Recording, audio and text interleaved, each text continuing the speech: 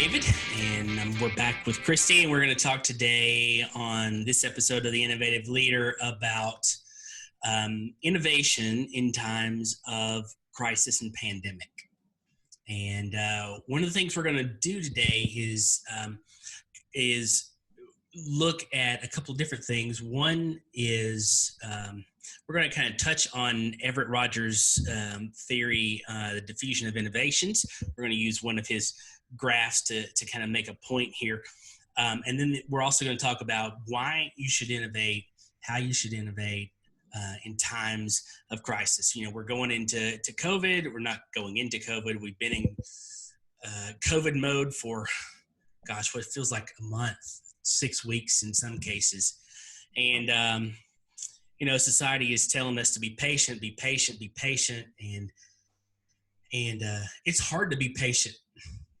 It's hard to be patient and not want to go outside or not want to go to the park or not want to, just do something. But for innovators, it's really tough to be patient and wait on trying to innovate and inspire and live out a vision and a calling. And so we're going to talk about that today on today's episode. So Christy, why don't you let's talk about that. Let's talk about what you're feeling, because I know you're a visionary. You've got your own ideas and your own things that you want to do and push and launch and so what kind of how are you hearing what's going on in our culture? To me, it's interesting, and it's really more the pulse that I get from my clients, which are in different places of the United States, some outside of the United States, which is really interesting to notice where different people are, some visionary, some not. And also in our demographic, we're all kind of in different places, right? There's a little summary going around Facebook that says we're not all equal. It's not the same experience for everyone, because there's always the demographic of people who are in essential business and they're going to the hospital, they're going to the grocery store, whatever it is, to work and to serve. And that demographic has a different experience of this than other people. And those essential businesses have a different experience. And then there's people who are at home and maybe they're working or doing school from home and they have a different experience. And then there's people who don't have work at all and have been laid off and they have a different experience. And so there's really a massive change that has occurred for everybody, but the way that it impacts each of us is a little bit different. The way we handle it is a little bit different. Right.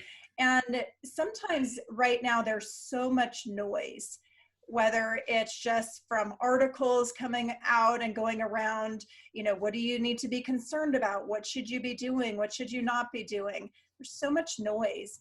And sometimes I think it feels, especially for the visionary or that innovator or that leader, is what is this balance of sensitivity?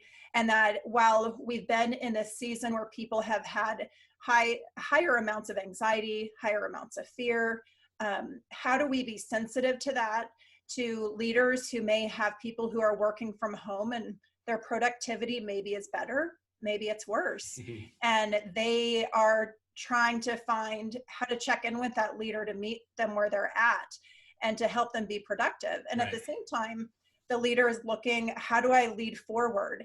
And what does leading forward look like? And to not be so far ahead of things that they're out of touch with where people are at, but yet to lead forward. And it can be a real challenge to feel like you're meeting that balance well. And is this a time to hunker down and not innovate? Is this a time to innovate? Is innovation wrong? Because it seems like a lot of people are like, slow down, everything is changing. And so they want things to kind of, they are craving stability, and there's a lack of stability. And I think that makes innovation feel wrong. And yet really, I would say this time needs innovative leaders.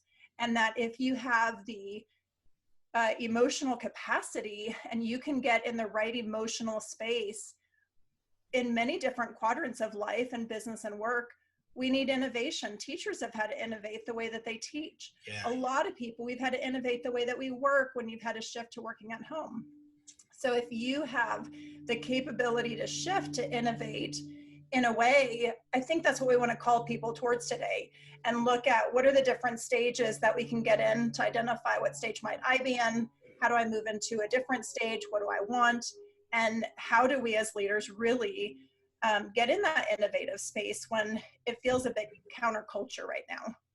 Yeah, I mean, it's really hard to even set up a routine these days, much less try to get in this space to innovate. But people certainly are doing it, right?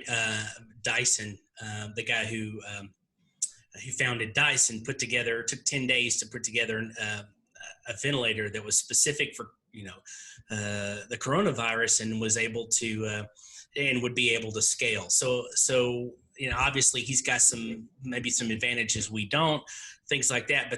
But we all need to be in that place. We try to find that place where we can innovate, and that takes a lot of work. It takes a lot of effort. Yeah, awesome. So what about innovation? Like, what are we really talking about? And when we think back to Everett Rogers, and when he first created this model in the 60s, the diffusion of innovation, he was kind of talking about these different quadrants of where we can show up. Because I think right now, even good leaders, you're in the space where you want to, and then all of a sudden you don't feel motivated, and maybe suddenly you feel sad. I was listening to a great podcast by Brene Brown about emotions and just being aware. She had a great guest, and I can't remember his name right now. It was just recent. It was last week's podcast, but about our emotions and how we just need to be present with our emotions. And so I think today we're trying to just identify kind of those social areas of innovation and that curve. Yeah. So we'll talk about and I listened to that podcast. It's The Permission to Feel. Yes. And it's an interesting book too, by the way. I've listened to it, to a good bit of it.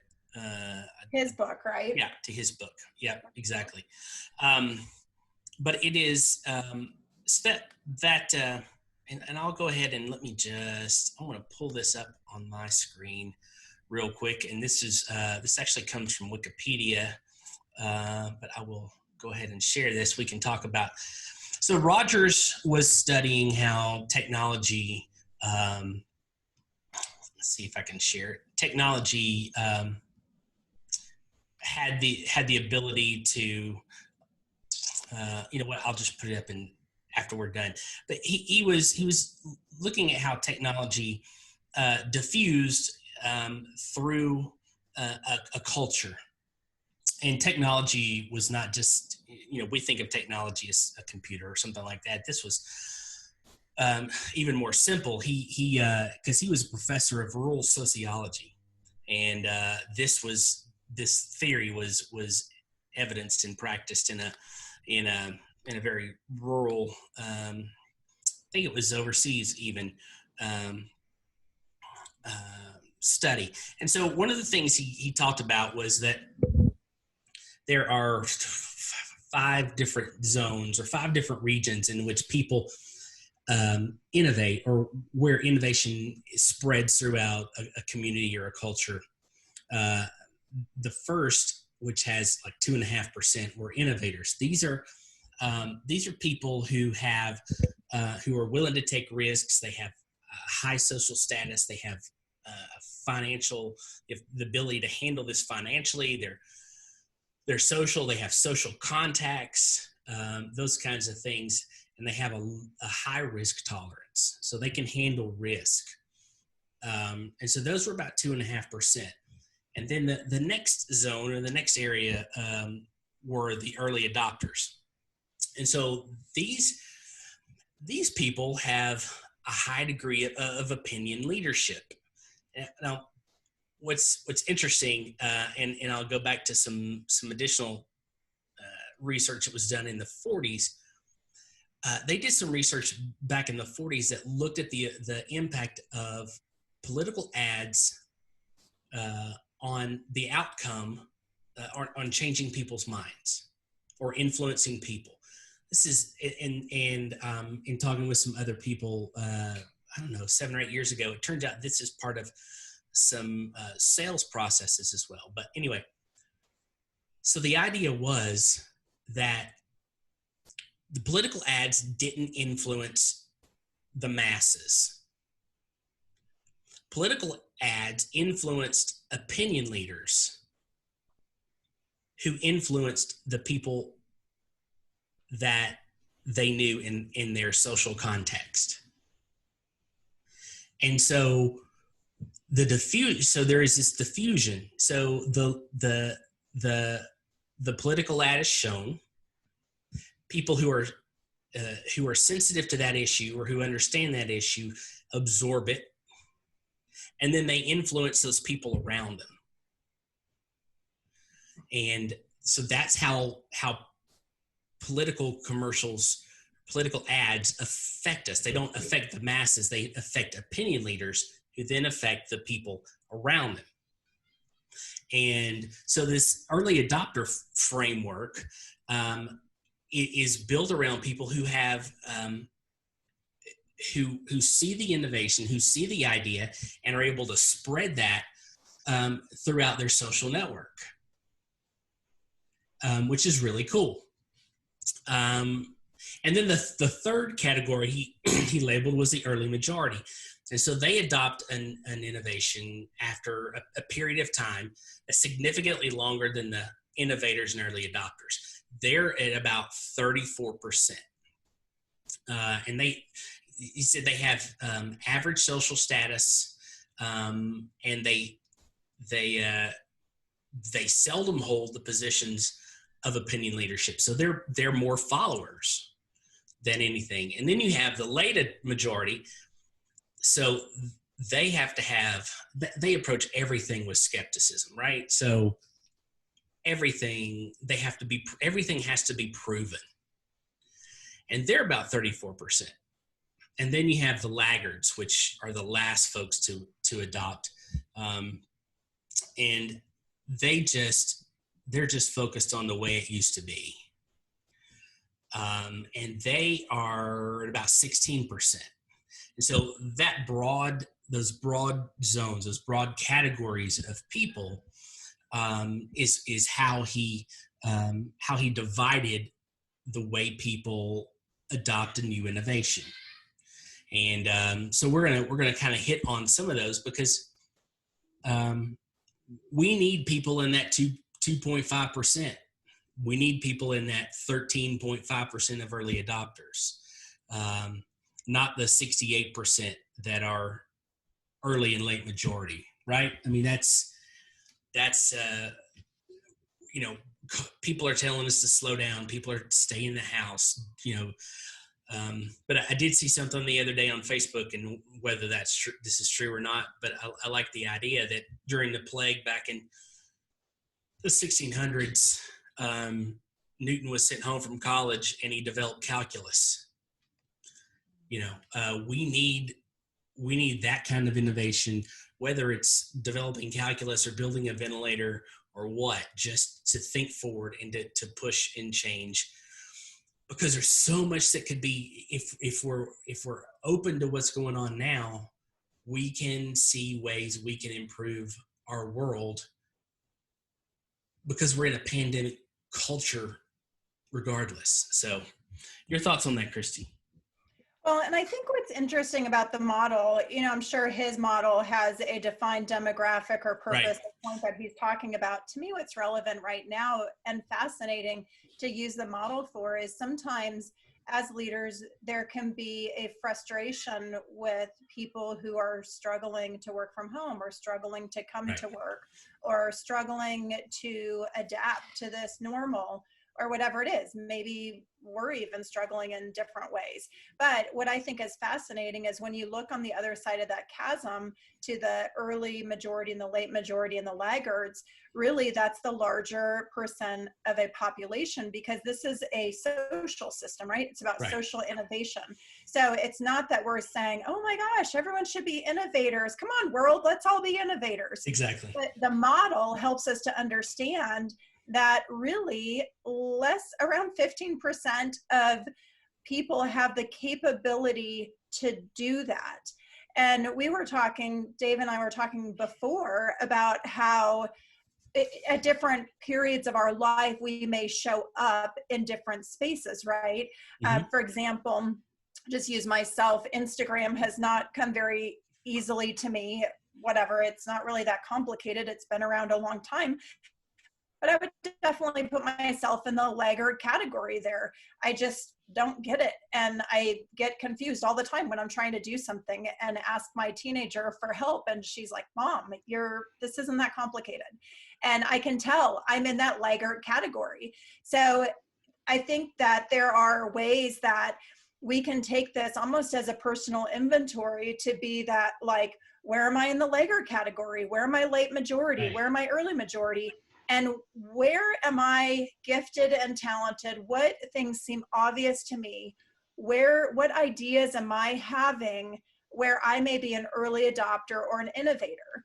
And what conditions can I create for myself so that the areas that I might have ideas or that I have strengths, gifts, and talents, that those ideas may come to fruition because I'm putting myself in the conditions so that those ideas can come to the surface.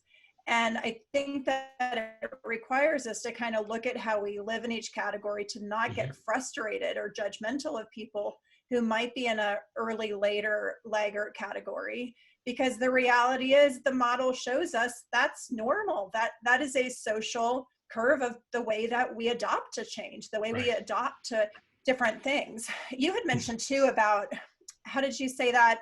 It was about not just adopting to innovation and change, but an economic change. So it's so as you read those categories, you really begin to see that the way Rogers defines those terms is that it's socioeconomic categories. Do you have the financial resources? What are your social contacts? Who do you know? How much resources do you have? And how well can you get the information out there about what you're doing? And so, I mean, that's how Rogers defined it. And that, to me, the irony is, and I've been thinking about this a lot, is the people who we thought were essential in our world are not so essential right now. The ones we deemed essential are doctors and nurses and grocery baggers, and right now they have a high level of influence, and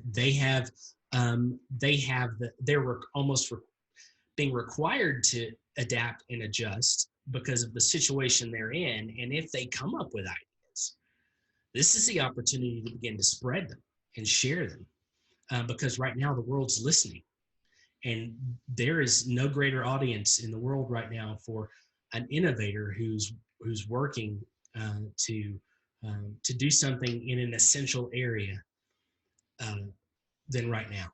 The timing is perfect for them. And again, I think the innovation is not, there are great examples of people who are suddenly, Legos is making face masks, and there's these amazing things. And I think sometimes we feel like very small humans where you're like, what can I do? Right. And you see this really great, I think, where people are making the face masks and doing what they can to help out. And the reality with this social model is really that influence happens in your own demographic and one step away, which is why each person's ability to influence, and I think it's really about influence and innovation, that each person's ability to influence, whether it's an idea, a concept, an encouragement, a solution, whatever it is, that we're taking those ideas and sharing those, because typically, and Rogers talks about this too, but typically innovation does not necessarily happen from, while certainly a influential person or a figurehead leader can influence, we know both from millennials and we know from our own behavior and our current population, our current era, is that we respect most the people in our sphere, and Right. that in our sphere we are more greatly influenced by those people. And he talks about that interesting thing of this whole adoption to diffusion, and diffusion is more into the group and the masses. Right. Adoption happens more individual to individual. So don't think that your thoughts, your ideas, and your influence is too small or too mediocre, that you kind of marinating on these things is really important, because you are learning things that you can then ripple out, that then the people who you influence, they begin to ripple out, which then creates the larger diffusion. So can we go back to the 5 categories, and let's just look Sure. at some pros and cons of each category. Sure. Okay, so let's start with the laggards, because when I think about the laggards, sometimes we look at that word and we're like, oh man, laggards, like I don't want to be a laggard. It's kind of like, I love Scott Alexander's Rhinoceros Success book, and he talks about cows and rhinos, and the cows are really made of this like horrible lagging cow that really gets nothing done, because he's painting it because you want to be a rhino, which is effective in his example and in that book to get things done. But I think sometimes laggards can kind of get a short end of a stick a little bit. Yeah. And again, like I'm not trying to rewrite Roger's model, but I'm just saying the way that I see it. To me, laggards sometimes they are those skeptics. They are the slowest group to adopt, but a lot of times they are maintaining a tradition. They're trying to hold on to a core belief. They may be very detailed and they feel like there's not enough information out there yet in order to really transform or conform. So these people tend to be very rock solid kind of people, where they don't just change because the wind changed directions. They're like, no, we're staying the same. And so I think there's pros and cons to that laggard. And again, I think we want to be careful to not put them in the bad box. We're just saying that there's a 16% laggard that adopts a new concept very slowly. And we can look at this and go, okay, COVID-19, the 16% who finally embodied the stay-at-home orders and took a long time to get to that. It's not always, the profile doesn't always show up the same, but there's always going to be that tail end that is slow to finally adopt or embrace a cultural message that has gone out. So to me, it's just, whether it's a resistance, like don't take away my freedom, I'm not going to buy into that, but it's like that last tail end 16 that is saying, I'm not going to do that. I don't know that this is right. I don't know that I agree with it. They're clinging and hanging on to their freedoms and their independence. Right.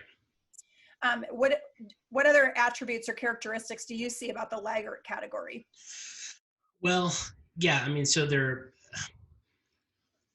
really hesitant, and I think these are risk averse people, personality wise, even financially, socioeconomic wise. They're not going to take a chance until they're either forced to, or there's an absolute assurance that when they take that step and take that risk, that they're not going to fall on their face.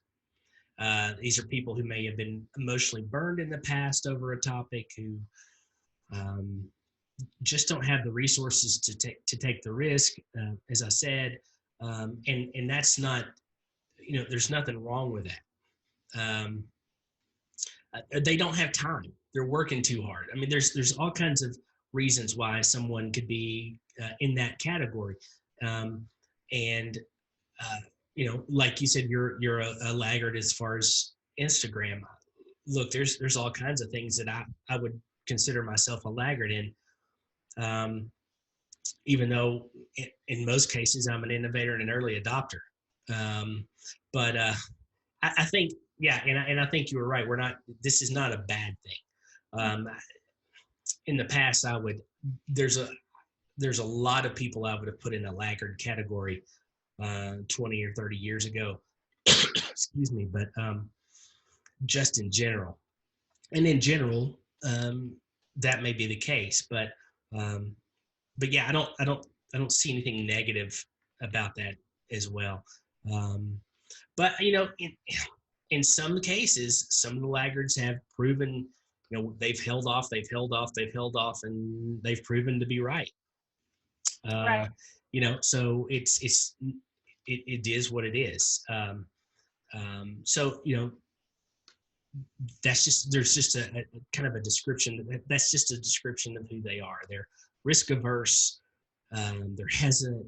They're they've all got other issues, whether it's emotional, financial, time. There's a lot of things going on in their lives that keep them from adopting, and that's okay. Yeah, and to me, part of it is just recognizing how we handle it, right? So Right. if you're in a visionary space and you have a laggard, that can create a lot of conflict, right? Because Yeah, you want that absolutely. laggard to adapt. You want that laggard to get on board, and they're the person that's kind of driving with the brakes on. And you're like, it's kind of like Mikayla is saying to me, like, Mom, get with it. This isn't that complicated. So when you understand something, when it makes sense to you, it's frustrating when that person is not getting it. And Right. so to me, there's kind of this important balance of just recognizing the disparity between the two places, that sometimes conflict comes from where we are in the spectrum of adopting a change or adopting an idea. And so that can create frustration to the laggard. It's like, you are moving too fast. I don't Right. understand it. It doesn't make sense to me. And it feels very frustrating to that person who's already adopted. They feel frustrated where they're like, I don't get it. What is so complicated? It's not that complicated. I need you to get up to speed.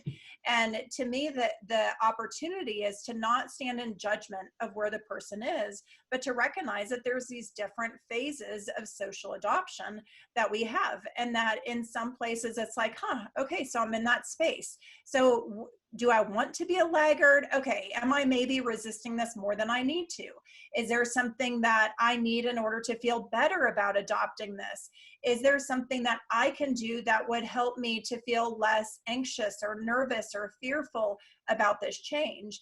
And to me, a lot of times it really is a change model that is in our face, that this whole thing really is about change. Like we talk about innovation, which is kind of new and different, but really it comes down to change Yeah. and embodying change. If we bump over to that late majority category, they tend to be the conservatives. Also, it can be skeptics in a way. The late Right. majority, not super different from the late masses. I would say that's kind of, light blue, dark blue shade almost, in that they manifest largely the same. It's just that there's a late majority that's 34% maybe pumping the brakes versus that 16% laggard is like with the brakes on, Right. kind of a category. So very similar, I would say, with that late majority. But again, just having a heart of compassion and understanding, and to think of yourself like, when am I a late majority? When am I a laggard? To me, I had the most compassion. I remember when we got our VCR, and my mom had a really hard time figuring out how to put a video in. And we were like, Mom, it's just not that simple. You turn it on, you put the video in, and you press play. Like, it is not complicated. And she could not get it. And when I was doing this whole Instagram thing with Mikayla, I kind of had my own flashback of my mother and how important it is to have compassion, and how Right. important it is to have understanding. And that a lot of times we do have a tendency, especially as leaders, we can lead forward and then just get frustrated with people who are struggling with change. But what you have to look at, if you add the 34 and 16, the majority of the world struggles deeply with change. We Yeah. ourselves struggle deeply with change in different categories. So think of an area that you're struggling in and use that. And imagine if someone was like, come on, just get it. What's your problem? Nobody wants to be treated that way. Right. So give them the space, give them the oxygen, give them the support to figure out what do they need in order to onboard to get more comfortable. Right. And this is a leader. I mean, this is a huge leadership issue, because just think about what you said when you were talking about the laggards. What you know, you it was almost as you were speaking. What is holding me back? What those kind of the questions that we have to learn to ask. Because if we can ask the right questions for the laggards, we actually may be able to bring them on. Mm-hmm. Um, if we ask what what would bring you more certainty? And as leadership, as leaders, that's a huge thing. We have to be able to. Somebody said, and maybe it was in that Brene Brown podcast, and I can't remember the exact term he used, but I was thinking about it today. We need to be emotional surveyors of the people we work with, Mm-hmm. and be able to dig down and ask questions that are not intimidating, but help uncover and dig up what's going on in the other to help them see themselves or a situation differently, so they can make adjustments on their part to manage and deal with the emotions that may be blocking them from doing something that could benefit them. Mm-hmm. Yeah, and I think sometimes we don't really realize or identify. I think that'd be an interesting exercise to just take a grid with 5 columns and put innovator, early adapter, early and late majority, and laggard, and identify for yourself where you're in that category in 5 different or 10 different things in your life. Right. I think it would give a lot of perspective. And sometimes we don't realize that we're kind of being a late majority on something. And then I think on the other side is just really that compassion, and that it's not really about if somebody wants to change, great. But if somebody is stuck in that, if that's not stuck, but if that's where they're at, then that's where they're at. Right. And it's like compassion to be like, yeah, this is really overwhelming. It does seem like, how are you going to find a job in this economy, in this society? That feels overwhelming. Yep. But for the person who's ready to go, I don't know how I'm going to do that, but I want to get ahead of it. I want to figure it out. Right. Great. Now we're tipping into, how can you innovate yourself? How can you position yourself for when the market opens up? What can you be doing right now? Right. We have those conversations all the time. Mikhaili, not to talk about her so much today, but she works at a event center during the summer, and she's like, I don't know how much of that job I'm going to have. What else can I do?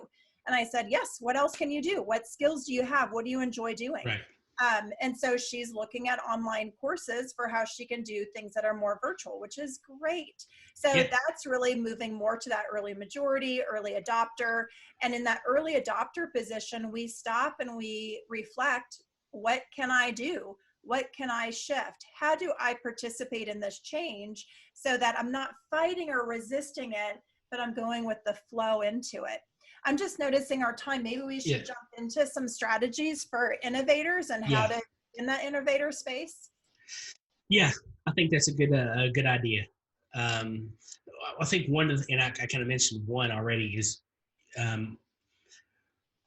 we've got to have the space to be able to sit down and think and process everything that's going on. Mm-hmm. Whether that's a room, or whether that's an empty office building, or whether that's your car or a swing on the on the front porch. Find a place where you can process and think about your own emotions and how you feel, but also process what's going on around you when you're in listening to what's going on in the lives of your family, in the lives of your friends, how they're processing, how they're communicating, what they need. And just sit down and process all of that. And that presents, gives you the space to start thinking about what I can do differently, or what can change to make this better. So I think that's one, is find that space and make that time. I love that. On my website, Synergy Strategies, there's an article on insights, creating conditions for insights. And it's kind of referencing back to neuroscience and how our brain creates or finds new insights, not when we are hardcore in the office and going, what can I innovate? What can I figure out? That is not when your brain is going to come up with a new insight.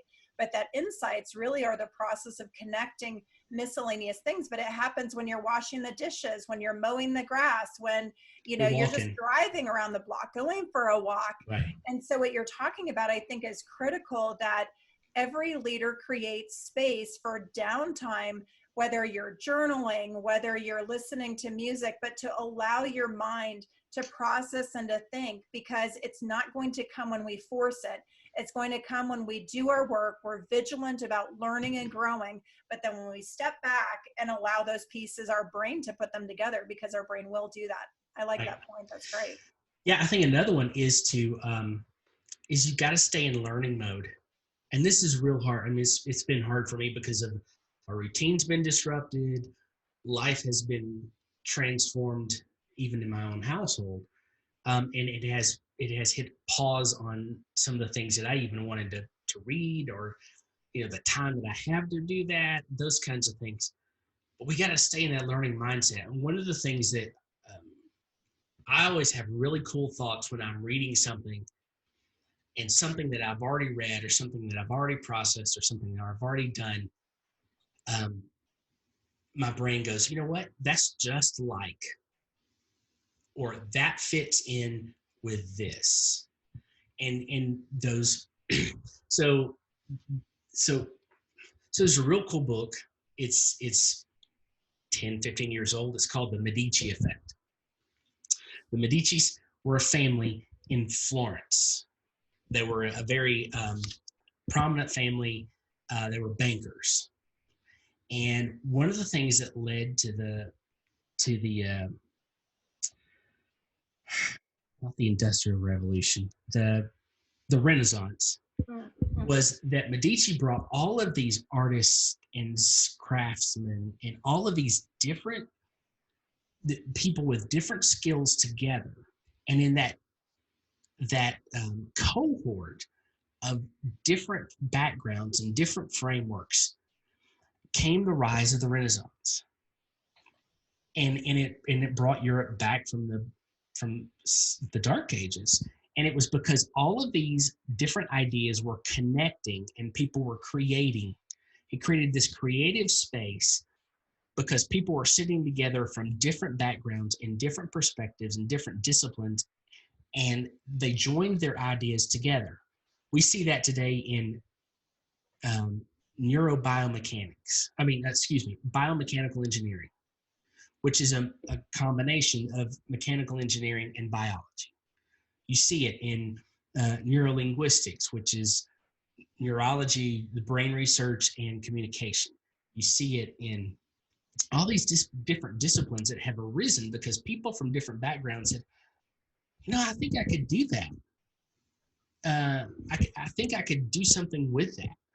And so I think you need to stay learning, stay in a learning environment, and maybe reach out to people with diverse backgrounds, and you never know what comes up. Mm-hmm. Yes, that's a great point. I do think there's an interesting thing. Another point with neuroscience is that we tend to surround ourselves with our own biases. So we have our own biases, and we tend to have a circle that also shares our biases. And people who learn deeper, wider, greater, and therefore have greater innovations and greater insights are those who have a diversified winner circle around them. Mm-hmm. And so they have people of different cultures, different locations. That's why, to me, it's so fun. I love that international coaching is awesome. To understand what's happening with people in different parts of the world is so fascinating and rich, right? But the more you diversify, and even to talk to people with different political views than yours, right. A lot of times we get so entrenched in our own viewpoint, we deepen our bias rather than really looking objectively at things. Another thing, just to play off from the point about learning too, I think that learning is just this curiosity mode. Mm-hmm. And when we're in this curiosity mode, it allows us to see new things.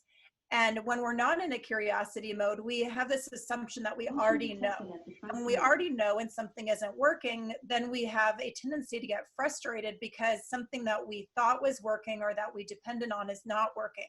And so we just are in conflict with this frustration.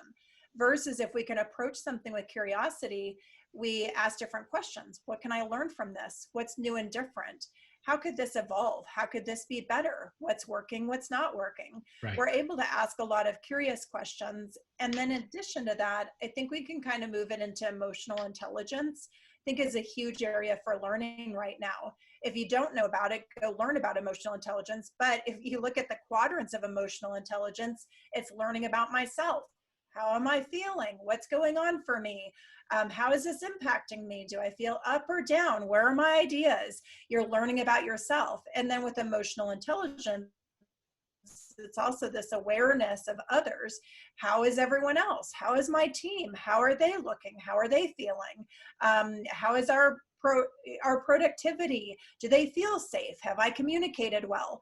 It's really, first this awareness of self and others, which then tips to this management or the ability to respond to myself and others.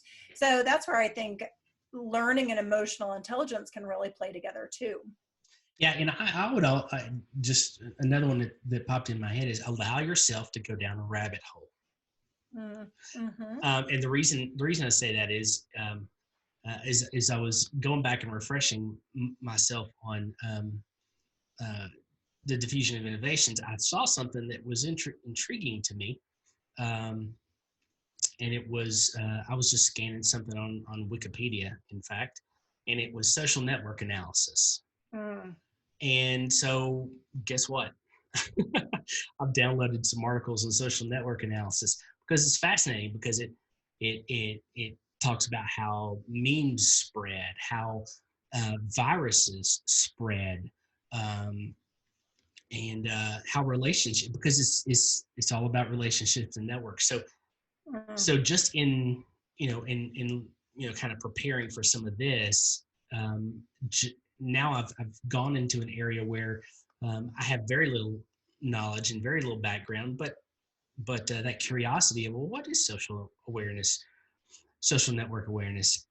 Now I've got 3 or 4 journal articles that I've downloaded that I'll probably read over the next day or two, and give me a better understanding potentially of what's going on with COVID, and maybe why or why not we can start to step back into some level of normalcy.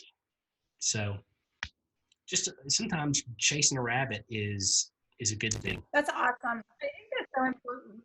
Sorry, I talked over you. Say that last part. No, I just said I think it's important. I think we ought to give ourselves the freedom to chase a rabbit.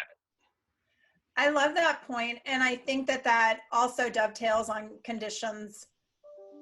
Oh, sorry. Let's fix my internet is unstable. Can you hear me? Yeah, I got you. Okay. So with that dovetails on the conditions for insights, and that a lot of times when we try to force and we're just sitting there, think of something, versus we allow ourselves to go down that rabbit hole and you start reading something, or you're watching a video, or it brings you to a new Blinkist book, some book summary, or a new audio to check out, or a new conversation to be had, or a new person to follow, or a new profile to check out. Right. That wandering of down the rabbit hole happens. That is when we learn, and new information comes into our brain that is diversified and different than the biases that we know and have. And that really is rich ground for cultivating those insights. So learning right now, and I've had a lot of my leaders say that, they're like, oh, I'm out of my habit. I'm out of my daily routine. I'm not reading. I need to get back to it. And yes, we all need to be in that space, whether it is, listening to your book summary while you're doing your daily walk, or whatever it is. We have to be in that space, because that is what's going to cultivate those new ideas. Yep. Okay, just noticing our time, maybe one more last point. I really think in leading forward, a condition for innovative leaders is a growth mindset. And we obviously talk about growth mindset a lot, but it's the Carol Dweck model originally that came into education. But really it's those questions. It's also scarcity or prosperity. Sometimes we can get a very scarce perspective, which certainly these times when economic things start to flare up and concerns of that happen can trigger scarcity. Sometimes when we are feeling like, oh, I can't have that, I can't do that, we can also get activated by scarcity. And just to be very aware of what you're doing that creates a scarcity feeling versus a prosperity feeling. And prosperity doesn't have to be this horrible rich mongering thing. It's really just looking at, what can I do? What is the possibility? What is the opportunity here?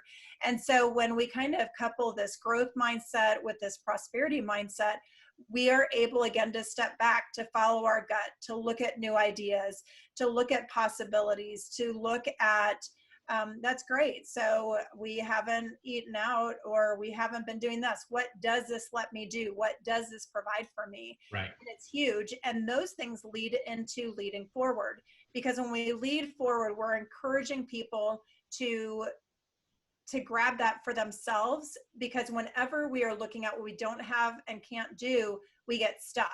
When we look at what we can do, whether that's for ourselves, our team, those around us, it opens up new opportunity and expands us into new territory, which to me is part of leading forward. It's helping ourselves to see that and encouraging others to see that, to broaden their perspective and to see what else is possible. Right. It's your self-talk. This is the story you tell yourself, what you can do or what you can't do. And that will almost always be true.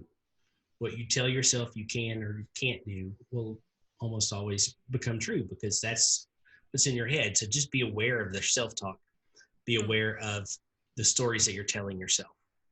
And what you're saying out loud, because as a leader, if you're having that talk, and even though we want to acknowledge and affirm, yeah, I get this is a tough time, and this is challenging, and not but, and how can we leverage this? What can we do with this? What is our opportunity? I think allows leaders to stand in a position of leading forward versus colluding in the stuckness at times. Absolutely. All right. Well, I think we're kind of at our time. There's so many more things that we could talk about with this. It'd be fun to see comments or other things that people are doing to lead forward and stay in this innovative space. There's lots of stuff, again, in neuroscience around how our brain works, things that help you emotionally and logically to be an innovative space. So it's a great spot to let yourself go down a rabbit hole and explore. Absolutely. Absolutely. So don't forget to subscribe. Hit the subscribe button on YouTube. Hit the subscribe button in your podcast feed, and so you can stay in touch. Yeah. Thank you, everyone, for listening. Right. And we hope this helps to create some inspired thought as you lead forward this week. Take care. Absolutely. You too, Christy. Take care. All right. Bye. Thanks. Bye.